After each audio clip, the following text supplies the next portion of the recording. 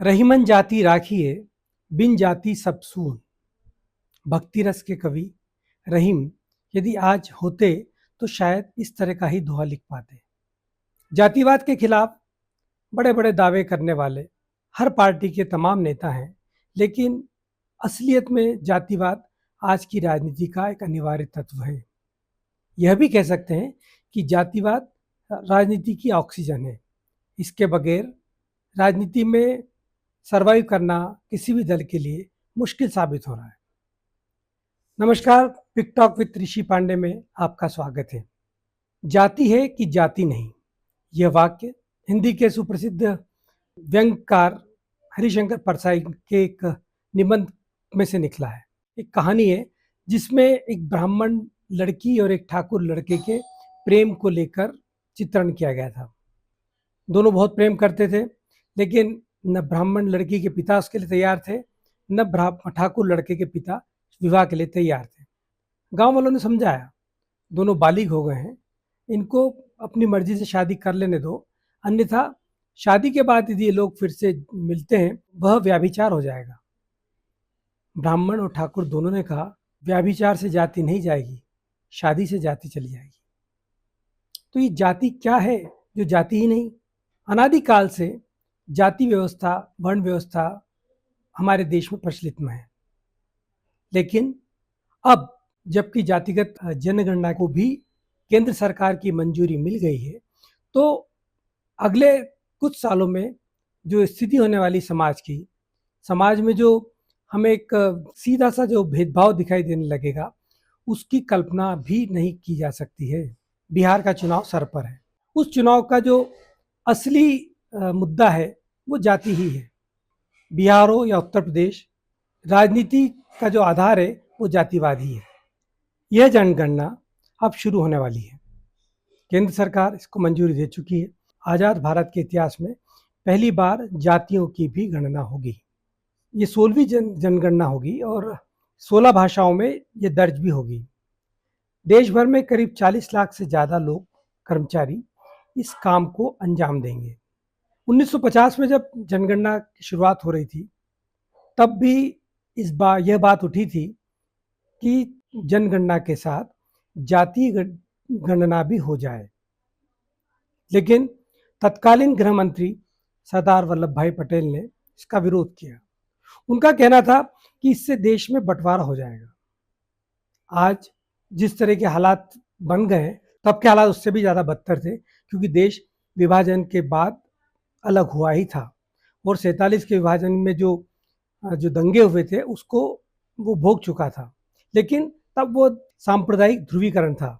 जाति गणना के बाद होगा यह कि क्लियर कट सारे आंकड़े सामने आ जाएंगे कि कौन सी जाति का कितना प्रतिनिधित्व है, पिछड़ों में अति पिछड़े कितने हैं, दलितों में अति दलित कौन है, आदिवासी मतलब अनुसूचित जनजाति के कितने प्रतिशत हैं। अभी तक होता यह है कि जिसका जितना हिस्सा है, जिसकी उसकी आबादी है, उसके हिसाब से ही उसका आरक्षण का प्रतिशत तय है। निश्चित तौर पे देश में एक बहुत बड़ा तबका ओबीसी से है। ओबीसी का एक बार जब आंकड़ा सामने आ जाएगा, तब उनके आंकड़े और उनकी जो संख्या है उसके हिसाब से आरक्षण की मांग उठेगी ही।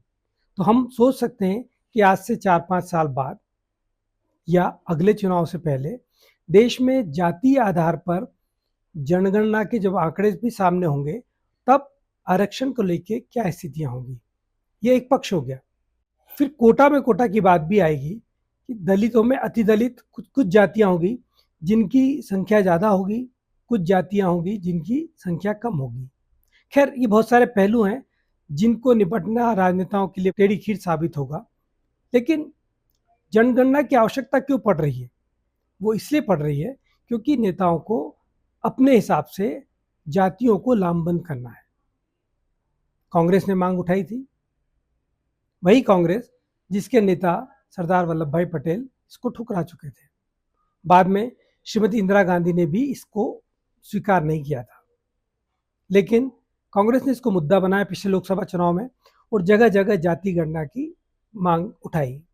कर्नाटक में सर्वे हो चुका है, लेकिन अभी उसके आंकड़े सामने नहीं आ पाए। अब जबकि नए सिरे से जनगणना का काम शुरू हो चुका है, तब वो आंकड़े आने भी वाले नहीं हैं। तो ये जगह जगह पर ऐसी समस्या आएंगी, उसको खैर फेस करना एक अलग बात होगी। आज हम बात करेंगे जनगणना के साथ साथ जाति राजनीति को हवा देने वाले लोगों की। बिहार के चुनाव सर पर हैं। देश में बिहार और उत्तर प्रदेश दो ऐसे राज्य हैं जहां पर वोटर वोटर नहीं है, वो एक जाति है, एक जाति का प्रतिनिधित्व करते हैं और उसी के दम पे सरकारें बनती हैं। कई क्षेत्रीय दल इसी आधार पर अपनी अभी तक की राजनीति चला रहे हैं। कहीं पर यादववाद है, कहीं पर कुर्मीवाद है, तो कहीं पर दूसरे जैसे बहुजन समाज पार्टी भी एक जाति के आधार पर एक पार्टी बनी थी, लेकिन ज़्यादा समय टिक नहीं पाई। उत्तर प्रदेश में समाजवादी पार्टी हो, बिहार में राजद हो, चिराग पासवान की पार्टी हो, तमाम पार्टियां जो क्षेत्रीय अधिकांश क्षेत्रीय दल जाति की राजनीति कर कर ही सरवाइव कर रहे हैं। भाजपा और कांग्रेस दो ऐसी पार्टियां हैं देश में राष्ट्रीय स्तर पर जो जाति के साथ साथ मुद्दों की राजनीति को ज़्यादा महत्व देती है, लेकिन वहाँ भी फैसले लंबे समय से जाति आधारित ही हो रहे हैं। किस जाति के कितने वोटर हैं उसके हिसाब से टिकट बंटते हैं, किसको मुख्यमंत्री प्रोजेक्ट करने पर ओबीसी का ज़्यादा वोट मिल पाएगा, उस हिसाब से फैसले होते हैं।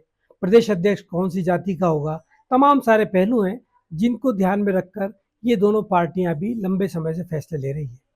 ऊपर से दोनों एक दूसरे के ऊपर आरोप लगाते हैं कि वो धर्म और जाति की राजनीति को हवा दे रहे हैं।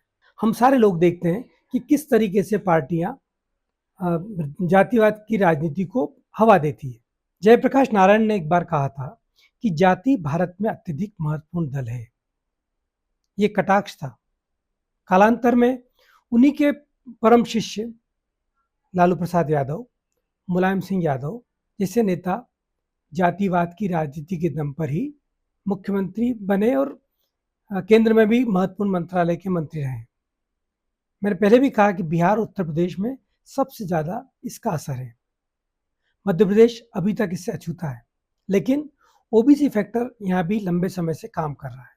2003 में जब से बीजेपी सत्ता में आई है, तब से अभी तक हर मुख्यमंत्री ओबीसी वर्ग से ही आया है।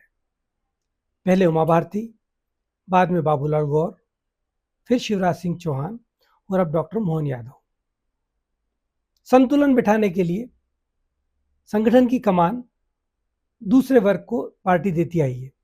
कभी कैलाश जोशी, कभी प्रभात झा, कभी नरेंद्र सिंह तोमर, कभी सत्यनारायण जटिया और अब हेमंत खंडेलवाल।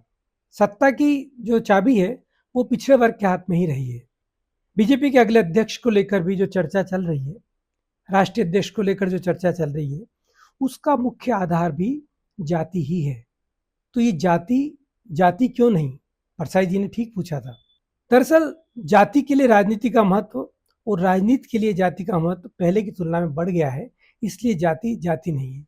आने वाले समय में हम आप इसके दुष्परिणाम देखेंगे जब जातिगत जनगणना के आंकड़े सामने आएंगे।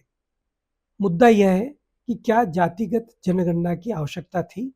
यदि सारे राजनीतिक दल इस बात पर एक मत है कि जातिगत राजनीति ठीक नहीं है, तो फिर क्यों सारे लोग मिलकर जातिगत जनगणना के पीछे पड़े हुए हैं? अभी तक जो जनगणना होती थी उसके जो महत्वपूर्ण जो आयाम थे, उसमें शैक्षणिक योग्यता, उनकी आर्थिक स्थिति, उनके पास मकान है या नहीं है, वो कितने साक्षर हैं, ये सारी, किसके पास कितने पशु हैं, कितनी ज़मीन है, इसका पैमाना होता था जनगणना। लेकिन पहली बार ये पता लगेगा किस गांव में कौन कितने समुदाय के कितने लोग रहते हैं, कितने यादव हैं, कितने ठाकुर हैं, कितने बामन हैं।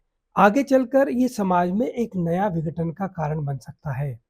चिंता की बात है, इस पर सभी को बराबरी से सोचना चाहिए। आज इतना ही, कल एक नए विषय के साथ आपके सामने फिर पेश होऊंगा। तब तक के लिए नमस्कार।